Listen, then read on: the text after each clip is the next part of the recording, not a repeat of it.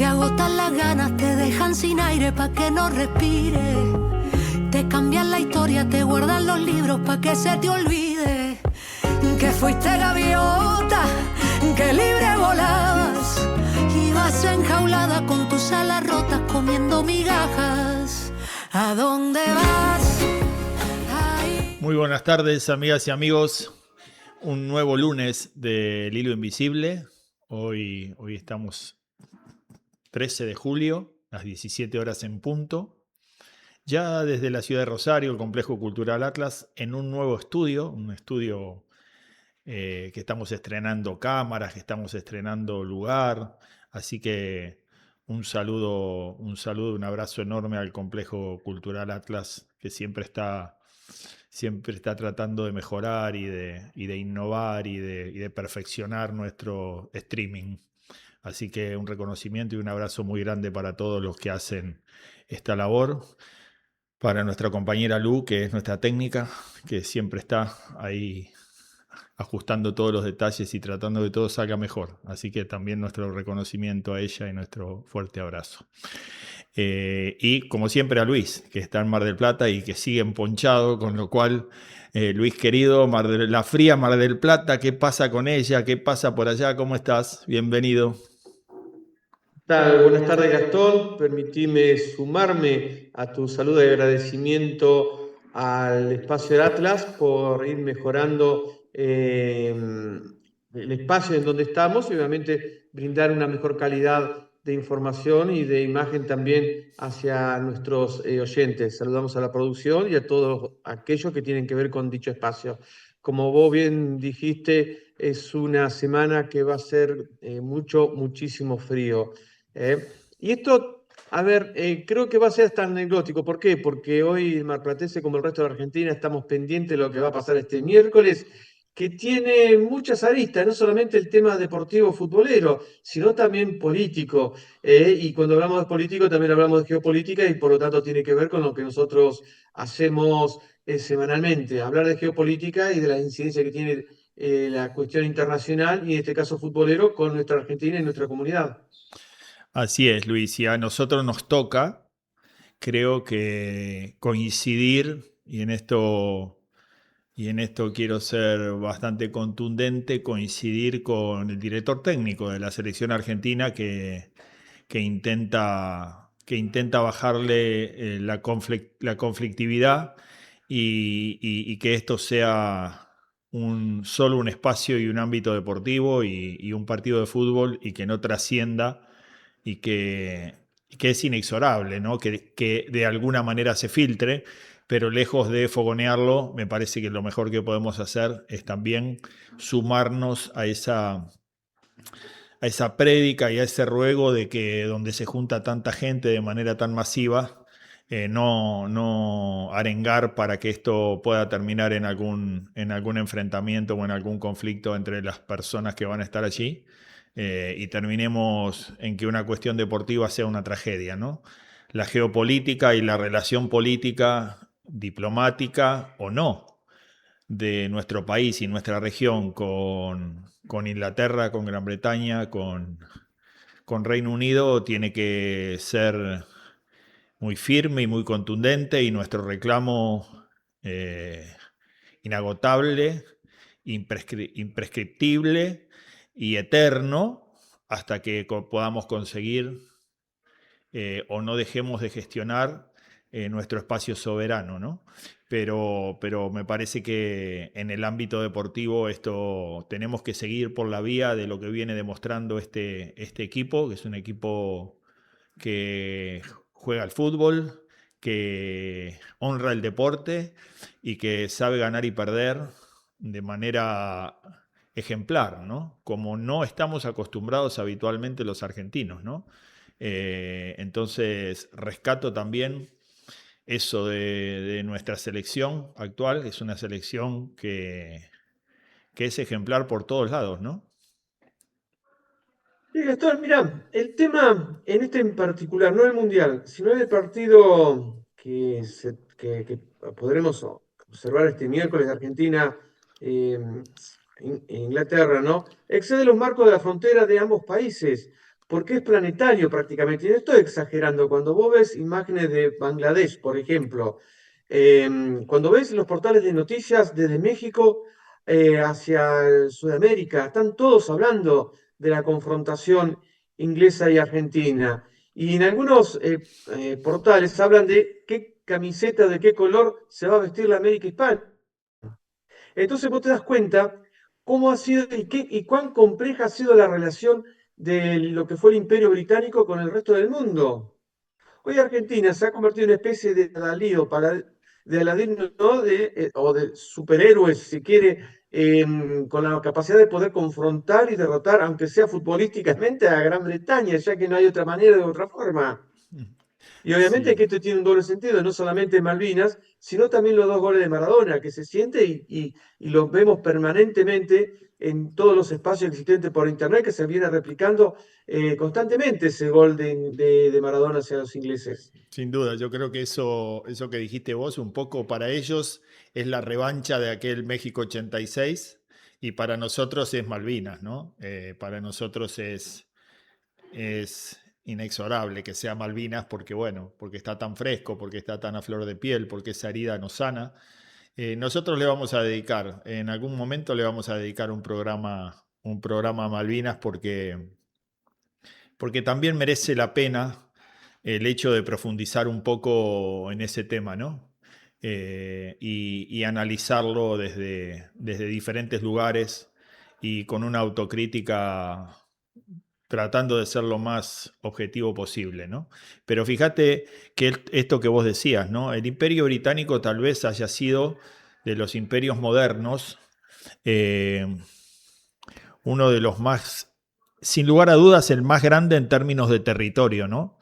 Pero además un imperio muy colonial, un imperio muy colonialista, un imperio muy imperialista, valga la redundancia, eh, donde en realidad ellos eh, como línea general no tenían ninguna empatía, ¿no? En una época donde la empatía es uno de los términos que a veces inclusive, ¿no? Da lugar a las formas y da lugar a esa pérdida, ¿no? De que hay hoy hasta la razón se pierde por las formas y por la falta de empatía, ¿no? Entonces, digo, hoy vemos a distancia y aquellos pueblos y aquellas sociedades que han sido colonizadas por el Imperio Británico ven, ¿no? A través del desarrollo tecnológico, a través de la historia, a través del revisionismo inclusive, ven lo cruento, ¿no? de aquel imperio, ¿no? Lo casi desalmado, ¿no? Desde la esclavitud hasta las relaciones con las diferentes regiones del mundo y ha sido bastante coherente en esos términos, ¿no? Desde lo que hizo con China en la guerra del opio hasta lo que hizo en Sudamérica o en Latinoamérica con su fragmentación y con su recorrido. Y por eso hoy quería arrancar el programa hoy es 13 de julio, con casi una efemérides, ¿no? Vos sabés, me gustaría que analicemos un poco y acaba de aparecer uno, uno de estos caudillos federales que también alguna vez prometimos en dedicarle algún programa entero, eh, que junta amores y odios y que terminó como terminan casi todos los traidores, ¿no? Pero bueno, me gustaría analizarlo un poco más porque no es interesante ir a ver si realmente fue o no fue un traidor, porque eso le hace flaco favor a la historia. Me gustaría analizar su gestión completa y sus idas y venidas y también sus comportamientos, ¿no? Y estoy hablando de Urquiza, estoy hablando de aquel caudillo entrerriano, ¿no? Que, que tiene tantos amores y odios sembrados y cosechados y que hoy, un 13 de julio, pero de 1855, ya había ganado Caseros, ya había sido funcional a ese ejército imperial, ¿no? Que estaba en alguna medida solventado por el Imperio portugués, el gran socio del Imperio británico, pero además fogoneado fuertemente por el Imperio británico, ¿no? Y que en aquella batalla de Caseros derrotan a Rosas, ¿no?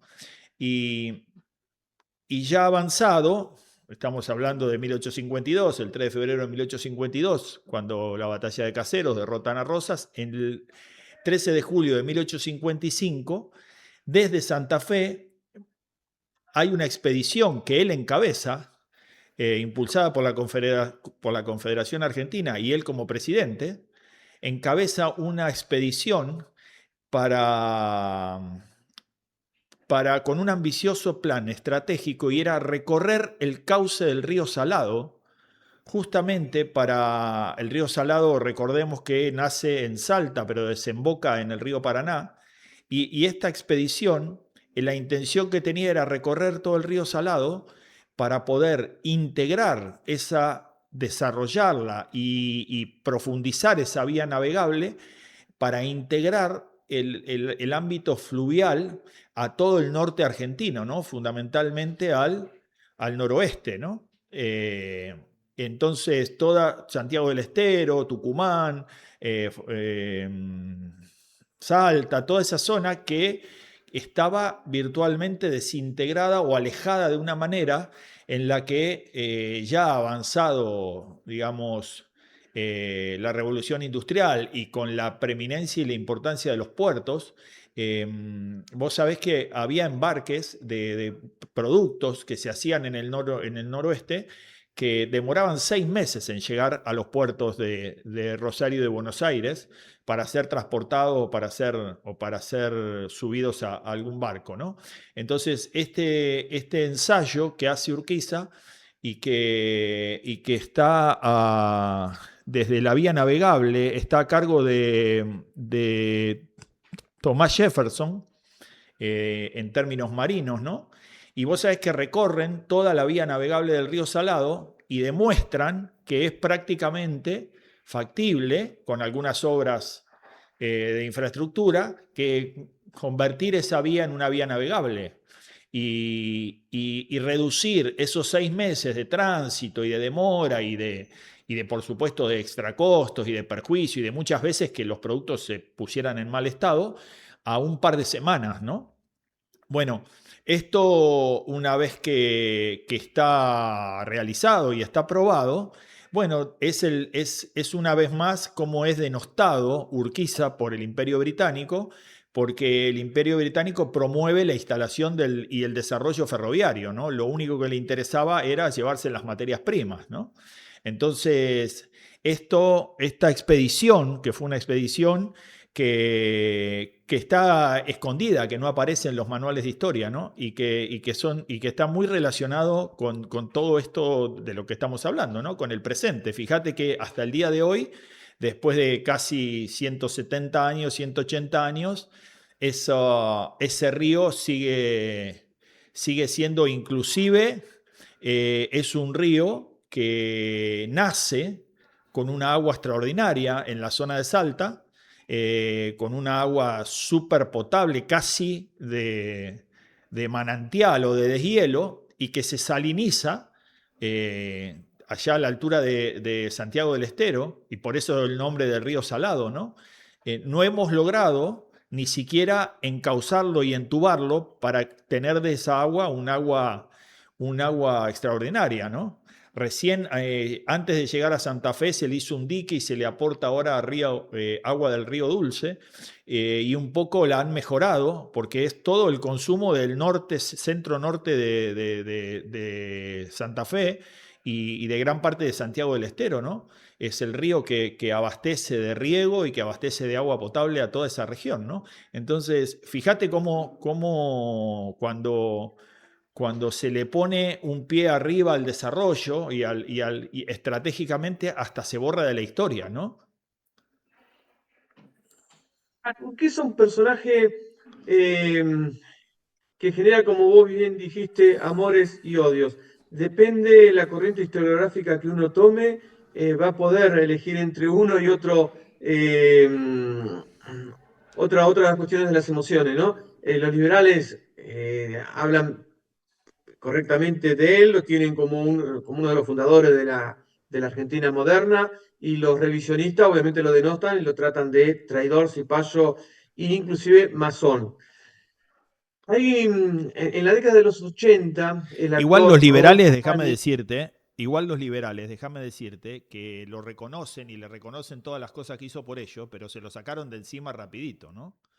eso Eh, sí, sí, sí. o sea, acá estamos Bueno, demostrando, acá estoy un poco trayendo una gestión virtuosa que él quiso hacer sí. y que Bueno, definitivamente a los liberales porteños no les servía, no les convenía. y Mitre fueron críticos, en particular Sarmiento, que lo vincula a haber traicionado a la Argentina y vendiendo, comercializando justamente la alianza entre Brasil y la Argentina, vendiéndole cuando Urquiza tuvo asegurado la venta de 40.000 caballos para el ejército brasileño. Es ahí donde adhiere, o donde acepta ser parte del ejército grande y comandarlo junto a los brasileros, que los brasileros venían buscando la revancha de Ituzaingó.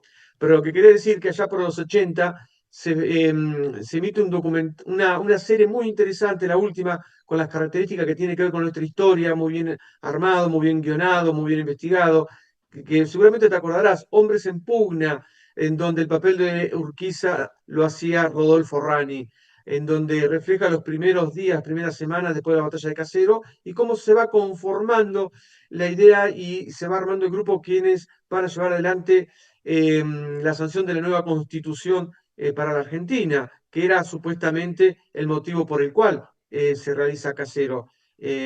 Cosa que después, bueno, con el tiempo quedó demostrado que no fue tan así, que hubo mucha complejidad y complicidad británica también, que lo único que le interesaba a los británicos era la libre navegación de los ríos y la derogación, la supresión de las aduanas internas.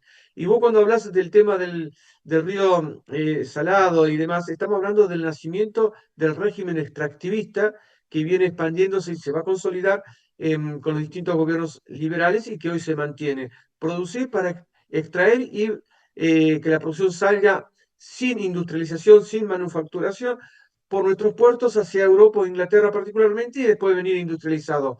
Pues fíjate que te hablaba de meses de sacar la producción desde el norte argentino hasta el Paraná, cuando históricamente durante los periodos del virreinato esa producción salía hacia Chile, de Chile hacia el Callao, Perú, y de ahí se iba hacia el Pacífico, que era lo que se conocía como el trayecto del Galeón de Manila, que después de Casero, esas vías eh, fueron prácticamente abandonadas. Sacar la producción del norte argentino, que por sentido común, lo más lógico en aquel momento, era mantener esas vías comerciales desde Chile, Perú y hacia México también, ¿por qué no?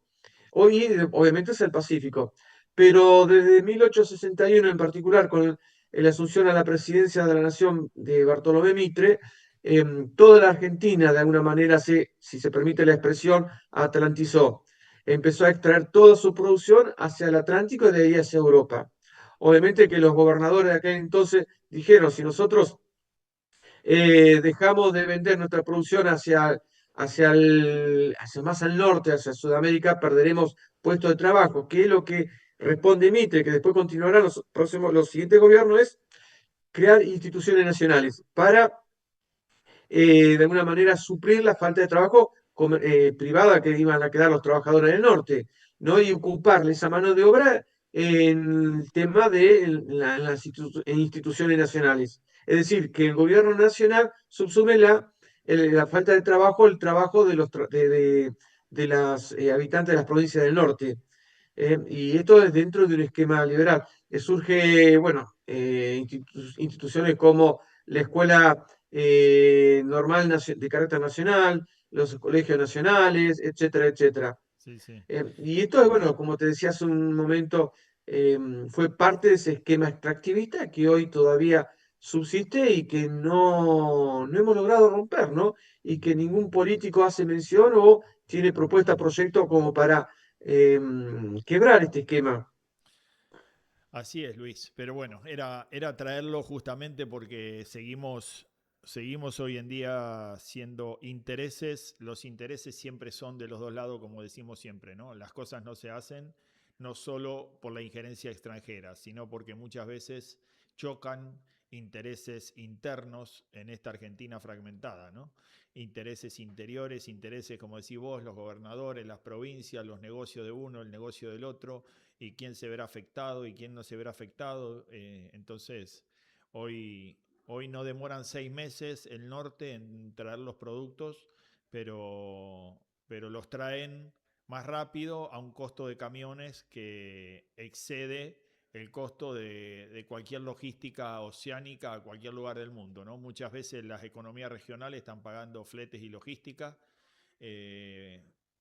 de camiones que exceden el costo de lo que después vale transportarlas a cualquier lugar del mundo, ¿no? Entonces se agilizó en términos temporales, pero se sigue consolidando un negocio de unos pocos en detrimento de la gran mayoría, ¿no? Y fíjate que hemos transitado casi 30 años y desde la ruptura y el desmembramiento de nuestro sistema ferroviario, y 30 años después todavía seguimos diciendo qué importante sería que tuviéramos un sistema ferroviario estructural, diseminado por todo el país para el desarrollo y para la prosperidad de todas las economías regionales, ¿no? Así que bueno, esto está todavía en pañales. Y estos son negocios, esto no es otra cosa Sí. que negocios, los kioscos de unos pocos. Déjame complementar con lo que vos decís. Hasta 1962, que asume el presidente Arturo Frondizi, en provincia de Buenos Aires teníamos un ramal ferroviario conocido como el Ferrocarril Provincial Buenos Aires o el Meridiano 5, que iba desde Ensenada, desde el puerto de Ensenada hasta Abra Pampa, municipio de Rivadavia, justo está a la mitad de La Pampa, de la provincia de La Pampa, ¿no? Ese ferrocarril recorría todo el centro de la provincia de Buenos Aires. Es decir, partía la provincia de Buenos Aires por la mitad. En el centro pasaba este ferrocarril donde se extraía toda la materia prima, toda nuestra producción, iba a través de estos ramales hacia el puerto de Ensenada, La Plata. En 1962 empezó a desguazarse, a cortar recorridos para concluir y levantar todo ese ramal en 1977. A partir del 62, los ramales que fueron levantados fueron reemplazados por camionetas y camiones traídas de Estados Unidos. Por lo tanto, no fue casual. Estamos hablando del plan Larkin. Estados Unidos empezaba a tener excedente en producción de camionetas y camiones y había que venderlos en algún lugar. ¿A dónde fueron a parar? Gran parte de ellos a la Argentina, a costa de nuestros ferrocarriles. Hoy, en 2026, carecemos de este ferrocarril, obviamente, pero tenemos la Ruta Nacional 5 que tiene más o menos la misma trayectoria. Pasa por la mitad de la provincia de Buenos Aires. Por ahí sale toda la producción del campo que va hacia los puertos. Esa ruta está siendo ocupada por los camiones que vienen desde Rosario, cargados de arena, hacia Vaca Muerta. Se está hablando en promedio, que están pasando hoy por esa ruta nacional, de 100 camiones por hora. Se espera a fin de año que sean 6.000 camiones por día. Es decir, los camiones que extraen la producción de nuestros campos en la provincia de Buenos Aires no van a poder ocupar nuevamente esa ruta nacional 5. Van a tener que ir por caminos alternativos. La provincia de Buenos Aires tiene el 80% de sus rutas, ya sea provincial o nacional, en mal estado. Estamos corriendo el peligro de que ocurran graves accidentes. Y aparte que nuestra cosecha va a tener problemas para salir por los puertos, van a encarecer aún más los fletes todavía. Y en el mercado internacional la provincia de Buenos Aires o la Argentina va a ser menos competitiva. Entonces, lo que quiero decir es que nadie planifica, nadie organiza, nadie ve absolutamente nada sobre estos temas. Hoy la joya apreciada por la Argentina es Vaca Muerta. Cuando no se están dando cuenta, y esto es un tema que debiéramos analizar obviamente con profesionales, ¿qué es realmente Vaca Muerta? Así es, Luis. Pero bueno, fíjate que cuando escarbemos un poco nos vamos a enterar que esto no es casualidad, como pasa en casi todo, ¿no? Esto es el cuidado del negocio de los camiones. Todavía dura, porque no es solamente el negocio sindical de los camiones, pues la mayoría asumen o le cargan toda la responsabilidad al sindicalismo camionero, y bueno, y atrás del sindicalismo camionero también está el negocio automotriz de los camiones, ¿no? Obviamente. Entonces, que es gigantesco. En la Argentina es gigantesco el negocio automotriz. muchos que se enriquecen y se hacen millonarios con el negocio de los camiones, ¿no?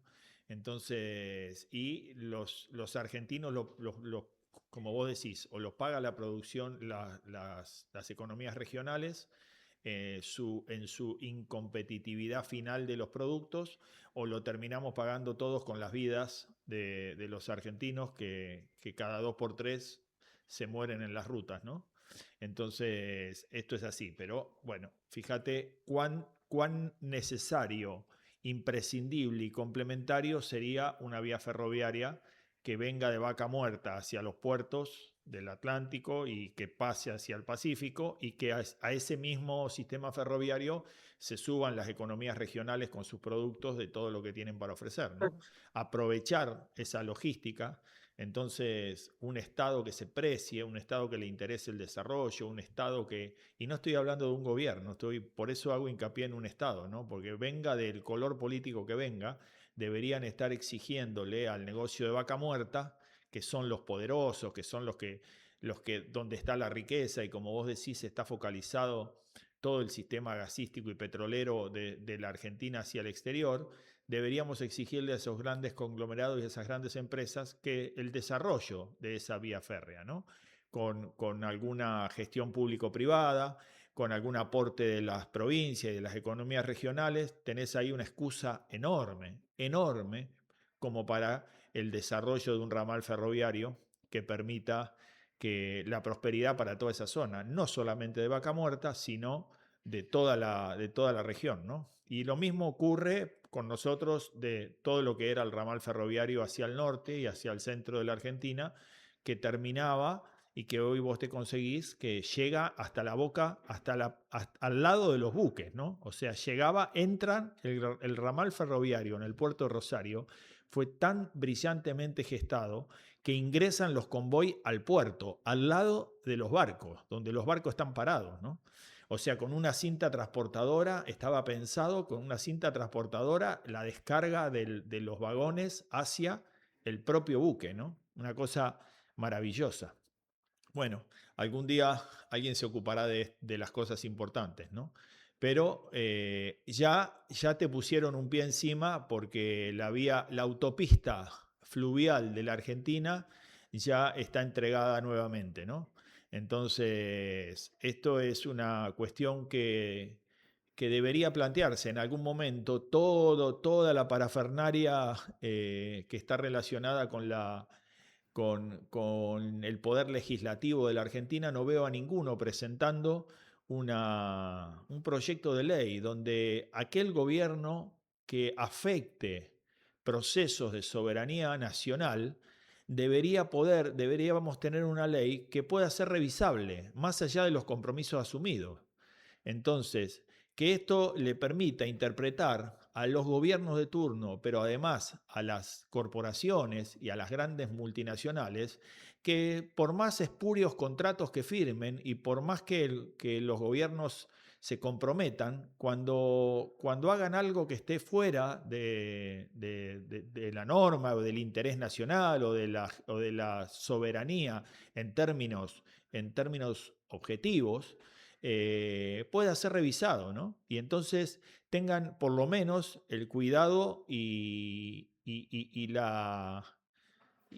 el miedo de lo que van a firmar, ¿no? Entonces, de nuevo, soy un aplaudidor de las inversiones extranjeras, soy un aplaudidor y estoy a favor absoluto del desarrollo, de la prosperidad y de la rentabilidad para el sector privado. O sea que bajo ningún punto de vista intenten tildarme de otra cosa, pero no se pasen, muchachos, porque se pasan, la verdad, se pasan. Y esto ya lo hemos hablado. Vos fíjate, sumando otro ejemplo, lo que vos decís, son los acuerdos de Madrid, firmados por Carlos Menem y el primer ministro británico de aquel momento, 1989-1990, que ni siquiera pasó por el Congreso de la Nación Argentina. Bueno, y estamos atados de él como si fuese una ley internacional que es reconocida por la Constitución Nacional. No tiene peso. ni siquiera tiene exigibilidad para ser cumplido. Y nosotros cuando decimos, no, no podemos avanzar sobre la industria armamentística, no podemos elaborar tal cohete, no podemos hacer tal cosa, no podemos comprar aquí o allá, porque los acuerdos los acuerdos de Madrid. Los acuerdos de Madrid solamente están dentro de estos políticos, si me permití la expresión cipayo, y con esto no quiero hacer cuestionamiento ideológico de nada, Sí, porque no claro se me que ocurre otra expresión, y lo que el sector revisionista o nacional utiliza, ¿no? Porque son cipayos, están dentro de la mente de ellos nada más esos acuerdos de Madrid. No hay forma de que Inglaterra pueda sancionar o exigir a la ONU o a la Unión Europea para que tome represalias con la Argentina por no cumplirlo, porque no existen esos acuerdos, Gastón. Y sin embargo, la Argentina está atado a algo, justamente te vuelvo a repetir, que no existen.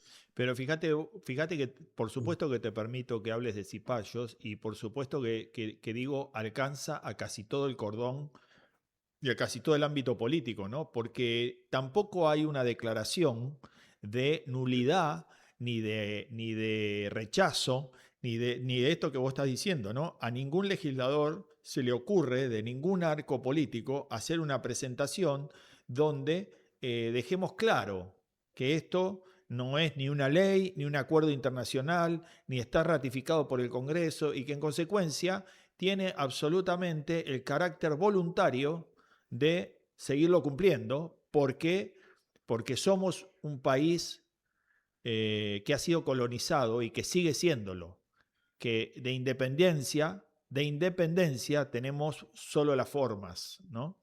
Entonces, o la declaración, por eso digo, eh, la independencia todavía está en tela de juicio, ¿no? Y cada día nos sorprende más todos los hechos, las acciones y las situaciones por las que atravesamos y vivimos, que donde las escarbas un poquito te das cuenta que es la entrega de la soberanía, es el negocio de unos pocos, sigue siendo esto, y de independencia tenemos casi nada, ¿no? Así que, bueno, bienvenido sea y ojalá el miércoles ganemos el partido, pero hay un partido más importante que debemos seguir jugando, ¿no? Y que ganarle a Inglaterra el miércoles sea solo un triunfo deportivo y que no creamos que con eso estamos ganando algo más. Eh, y toda nuestra furia y toda nuestra impotencia y toda nuestra nostalgia que tenemos que ponerla en acción para generar prosperidad, ¿no? Tenemos muchos espacios para eso.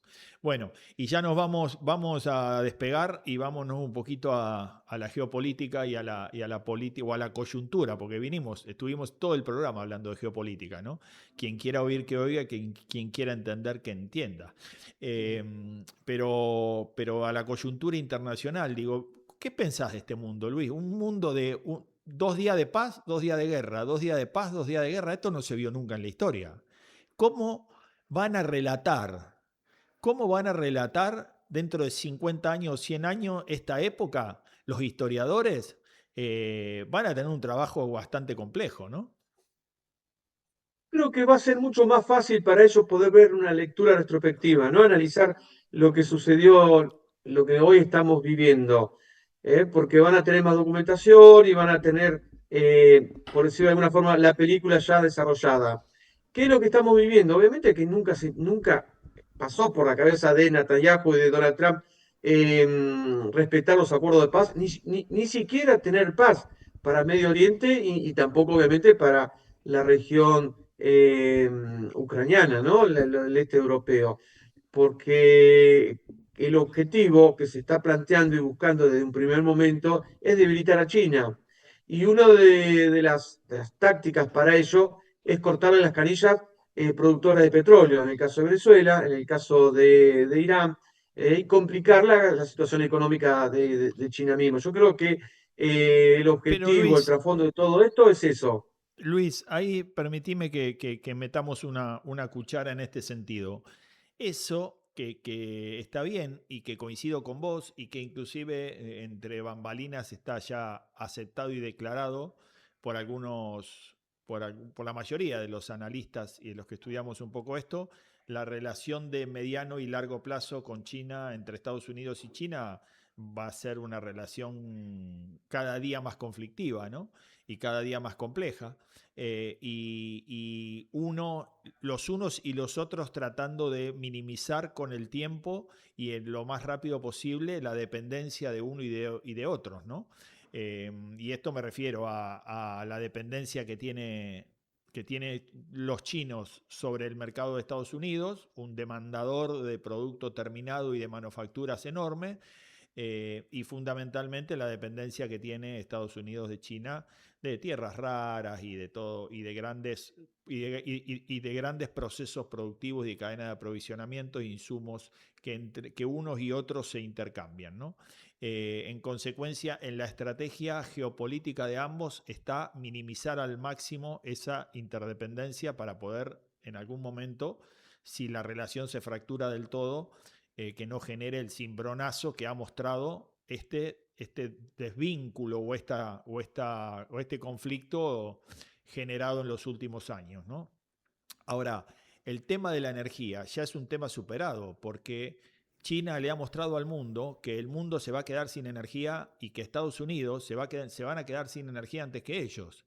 Tienen las mayores reservas petroleras, no abajo de la tierra, la tienen arriba de la tierra disponible para su proceso productivo. Entonces, digo, cuando quisieron cerrarlo por todos lados en el suministro petrolero, se dieron cuenta que China en estas últimas 2 décadas, podríamos decir, fue acumulando stock y reservas de petróleo que hoy la hacen el tenedor más grande de petróleo, de barriles de petróleo en el mundo. Todos los países juntos tienen menos petróleo que lo que tiene en stock China, con lo cual, en ese sentido, está descansando. Yo, la verdad es que además lo que analizo de estas idas y venidas y lo que me cuesta entender cuáles son los objetivos, como uno siempre dice, ¿no? Cualquier proyecto, cualquier gestión, cualquier acción tiene objetivos de corto, de mediano y de largo plazo, ¿no? Los objetivos de mediano y de largo plazo en esta gestión son complejos de entender, porque cada ida y venida de esto hace que la relación cada vez sea más finita, cada vez sea menos estable, cada vez esté más cerca de romperse definitivamente, ¿no? En consecuencia, vamos ajustando sonidos. En consecuencia, el tema es cómo esto es acumulativo, ¿no? Las idas y venidas, la falta de confianza, la ruptura. Imagínate que cada acuerdo va a llegar un momento que no va a haber más ningún acuerdo, ni cese al fuego, ni paz, ni nada, porque ya es imposible que el otro crea que lo que me estás diciendo lo vas a cumplir, con lo cual esto no es que todos los días volvemos a empezar, esto es que es acumulativo el desgaste, la escalada, el daño, el odio, la impotencia, todo esto de un lado y del otro, ¿no? Entonces, esto definitivamente estalla, Luis. El final de esta película es una escalada bélica que no tenemos dimensiones, inclusive los últimos días, y ya te dejo, los últimos días, alguna información que salió y que se filtró de Irán es que no se sabe si propia o ajena, pero estarían en condiciones de decir que tienen armamento nuclear y que tienen la bomba atómica, ¿no? En consecuencia, esto ya está tomando un rumbo que difícilmente tenga algún orden, ¿no? Igual con respecto al armamento No te atómico, escucho ahora, Rusia Luis. No podría sé qué llegar a pasó. Espera que no te escucho. Hola. Hola, hola. No sabemos. A ver. Espera que estamos Hola. siendo saboteados.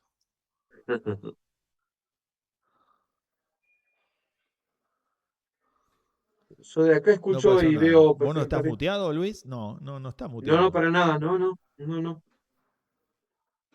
para nada. No, y el micrófono me anda Acá perfectamente no y se tengo tocó todo nada, cubrido. no cambiamos nada y Luis se quedó sin sonido. Qué raro porque tengo Todo me están... todo. ¿Vos a mí me escuchás? Haceme con el dedo si me escuchás. Sí, me escuchás. Ok.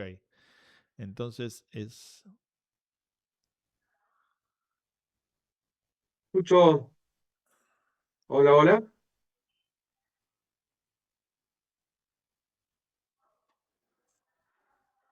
¿Me escuchás? Hola, hola. Ahora sí. Ahora Ah, volviste. está. Ahí nos, Perfecto. ahí nos liberaron. Dale, empezá de nuevo porque no te escuché nada. No sabemos de qué lado fue lo que no le gustó lo que decíamos. Sí, vaya a Te, saber. te decía que la pregunta quizás que debiéramos hacernos es si pueden coexistir estos dos modelos político-económicos, el occidental o norteamericano y el oriental, si se quiere, y el chino. Si vos me preguntaras si tuviera que compararlo con algún momento Otra vez se te histórico, cortó. ¿no? Hola, hola. Hay algo que está generando una interferencia. Espera. Hola, hola.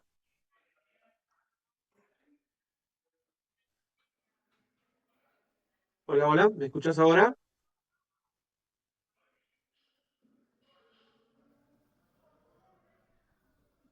Hola.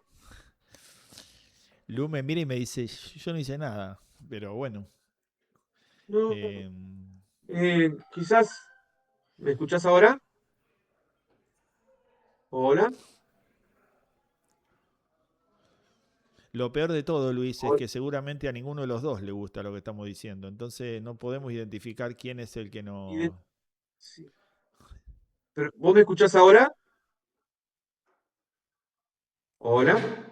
¿Viste? A ver, háblame. Hola, hola. Sí, ahí te ¿Me escuchás volvimos a ahora? escuchar. Ahora, ahí te volvimos a escuchar.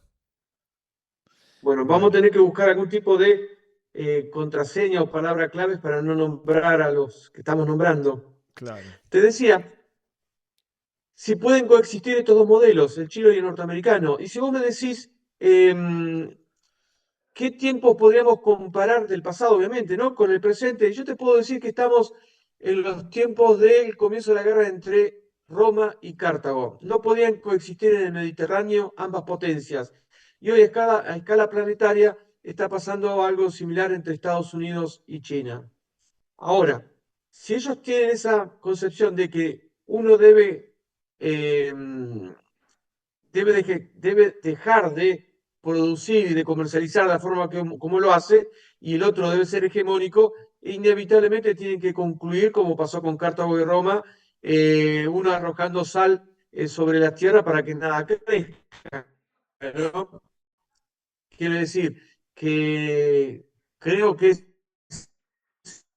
inevitable una confrontación armamentística en algún momento entre ambas eh, muy fuerte, sí decir destruir, pero que disminuya la capacidad de producción que tenga, ¿no? Y obviamente va a ser absorbida por la que quede en pie. Creo que es más probable que caiga la economía china que no la occidental o norteamericana. Luis, acá nos dicen los técnicos que es debilidad en tu señal, pero bueno, vamos a seguir en la medida que se pueda. Sí, Es ahora, raro porque me aparece un cartelito si me... cuando tenés baja señal, bueno, no pasa nada. Si me Sí, escuchás, sí, sí. yo ahora te estoy escuchando bien. Bueno, esto que decís vos, Perfecto. la verdad que es un presagio de un final en el que también es impredecible, ¿no? Porque una escalada bélica entre Estados Unidos y China sería de una dimensión enorme, ¿no? Y entonces esto sería replicar un poco la Guerra Fría, donde necesariamente tuvo que ir a una coexistencia pacífica, ¿no? Uno lo analiza en términos geopolíticos vinculado a la historia, como siempre decimos, y, y está pasando algo parecido, ¿no? Lo que uno decía, bueno, eventualmente una guerra entre Estados Unidos y Rusia nos llevaría a todo el planeta y a la especie al fin de la existencia. Lo igual es replicable en una guerra o directa entre Estados Unidos y China en la actualidad, me parece que es aún peor, con lo cual necesariamente van a tener que ir a una coexistencia pacífica y a interpretar que este escenario es imposible, el de un vencedor y un vencido, ¿no? Ahora sí me parece que es un escenario en el que la tiene complicada China más que Rusia en aquel momento, fundamentalmente porque los canales productivos de existencia de China son hoy el mundo entero, ¿no? Y Estados Unidos planteándole un sistema de nueva o de segundo capítulo de Guerra Fría, está generando conflictos o todos estos conflictos bélicos en diferentes lugares del mundo. La verdad es que inicialmente parecían que afectarían gravemente a todo lo que es la ruta de la seda y a todo lo que es los caminos y las rutas logísticas de China. Pero bueno, también están demostrando que están afectando a los costos energéticos y que esto eleva todos los costos y que también eleva o que está generando algo inédito en el mundo, de los que nosotros somos expertos, que es vivir en inflación, ¿no? Entonces, está generando, digamos, resultados o adversos, inesperados, que tampoco le son muy productivos y muy prósperos a Occidente, ¿no?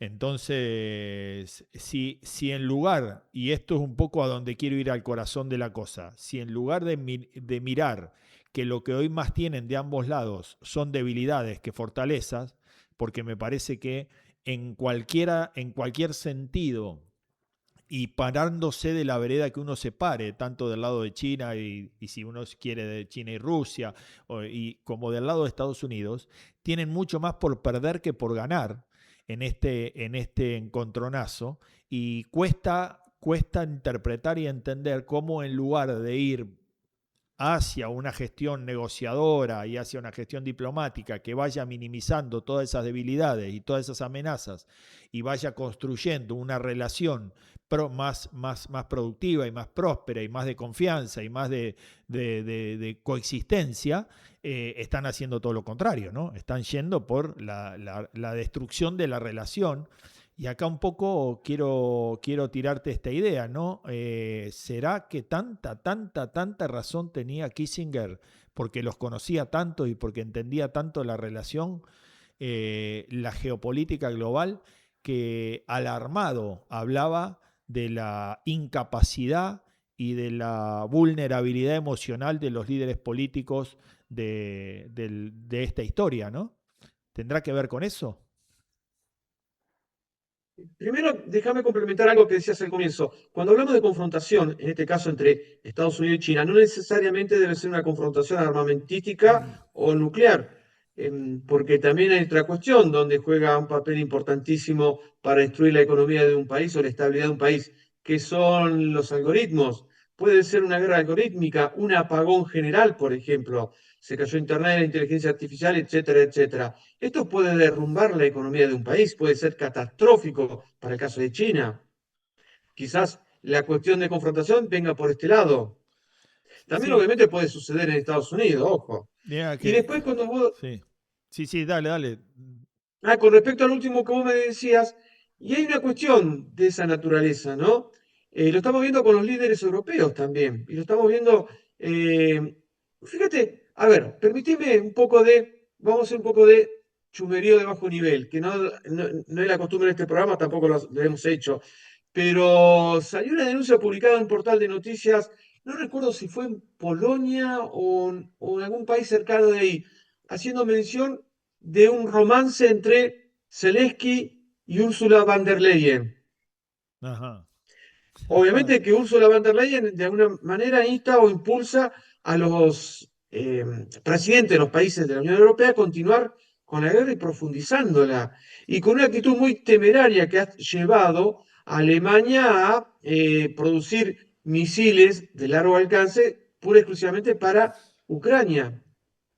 Bueno, También Estados Unidos Zelensky es capaz de cualquier cosa, ¿no? En estos momentos Zelensky es capaz de cualquier cosa, ¿no? No me extrañaría que esto que vos decís pueda ser una Claro, noticia de pero color, esté con una seduciendo. mujer como Ursula von der Leyen, que no tiene escrúpulos, que pueda controlar todo el concierto de países europeos y donde nadie le pueda poner límite ni la pueden frenar. Esto es tremendo.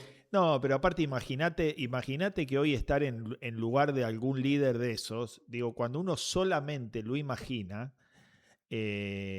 no te podés dormir. O sea, imagínate estar en el lugar de Zelensky, donde vos sabés que en cualquier momento te sueltan la mano, en cualquier momento te siguen mandando armas, un día te mandan armas, al otro día te sueltan la mano y te dejan que los tigres te despedacen, eh, como, como hicieron con Maduro en Venezuela, ¿no? Mirá el destino de Maduro, de lo que le pasó en Ya nadie se Venezuela, acuerda ¿no? de él.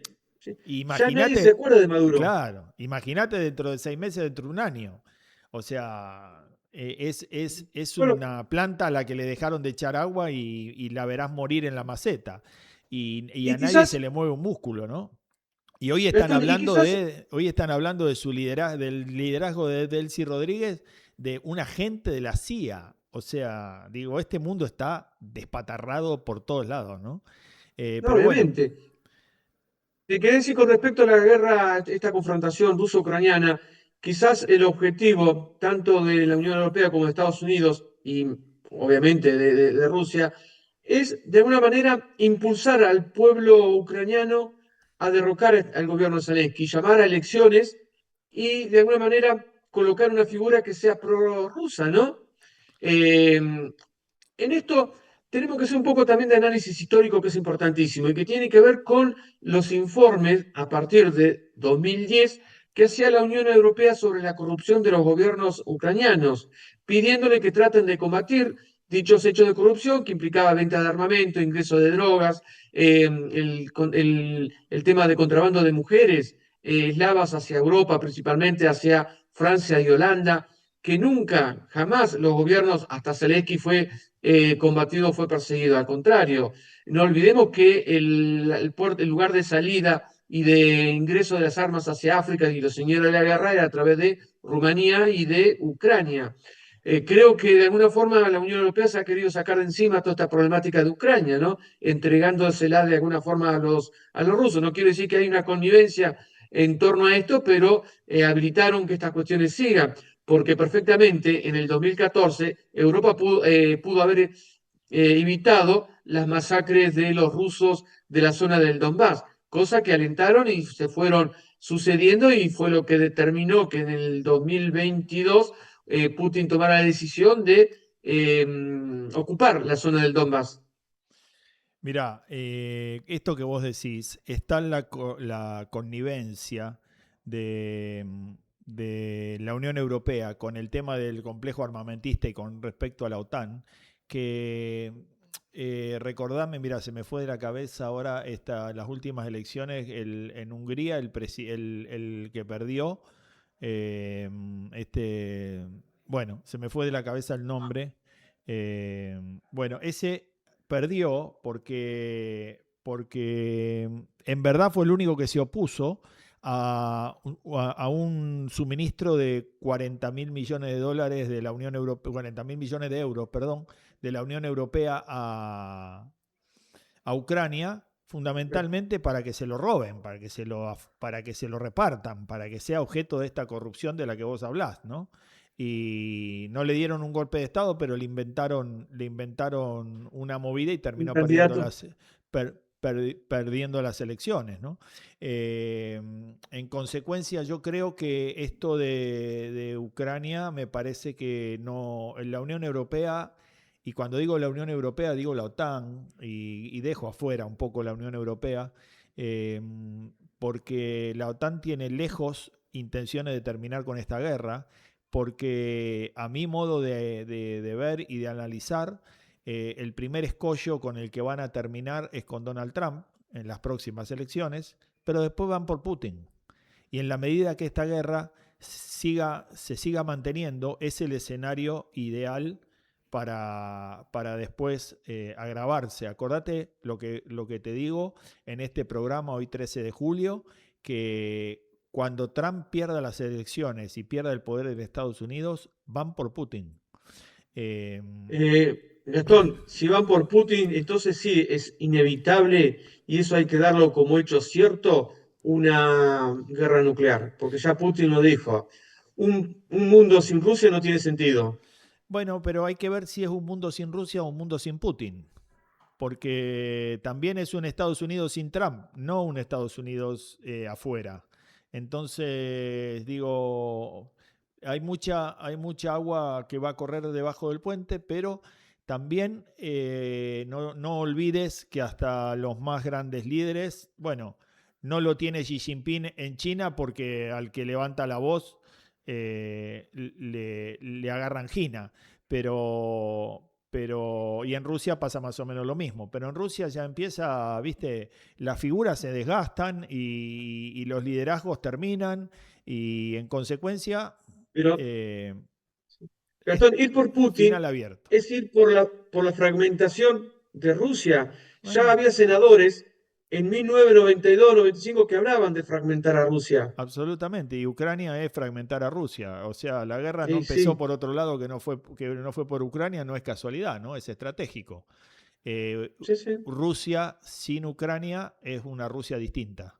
No digo ni mejor ni peor. Sí, no es ni mejor ni peor, es peor, sin lugar a dudas. Pero bueno, este es el escenario, ¿no? Está dado.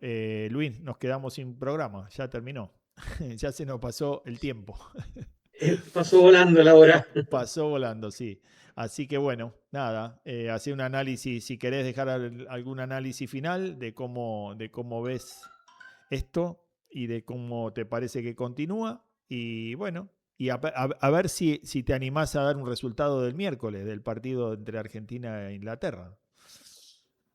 Yo creo que Argentina va a clasificar por penales. Creo que va a ser un 2-2 y vamos a tener que jugar tiempo suplementario e ir a penales, donde obviamente la figura de Libu se va a gigantar, ¿no? Porque va a atajar a alguno de esos penales.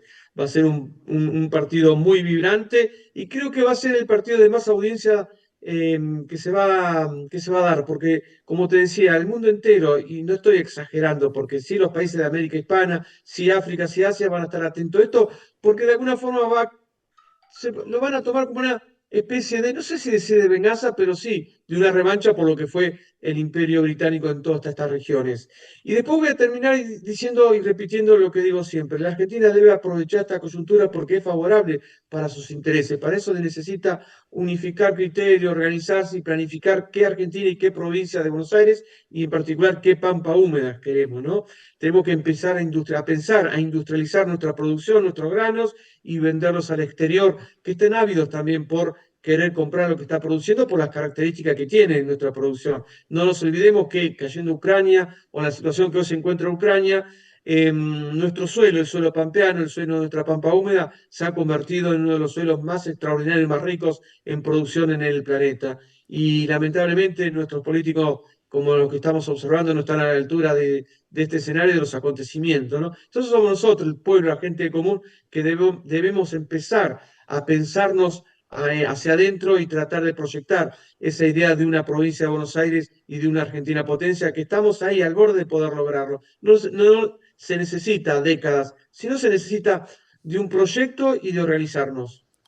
Amén, Luis, que así sea. Y te digo una cosa, me dejaste pensando esto de los penales y todo, no me da el cuerpo para seguir sufriendo tanto tiempo. Yo espero que el partido termine en los 90 minutos, espero que alguna cuestión mágica y de lucidez de los delanteros nuestros haga que ese triunfo se nos dé en los 90 minutos, porque a los argentinos ya venimos sufriendo y no nos da el cuero para dos suplementarios y penales. Pero bueno, será lo que tenga que ser. Y después te digo Exacto. una cosa, este partido que va a ser, que está siendo fogoneado y que va a ser seguramente el partido más visto y replicado en la historia de la televisión, ¿no? Y de las comunicaciones, también tiene por detrás un negocio millonario en apuestas, ¿no?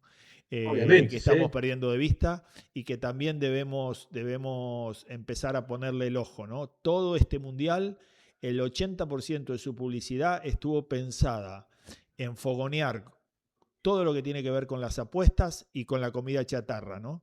Lejos estamos de avanzar hacia un camino de prosperidad, de buena salud y de buena vida, ¿no?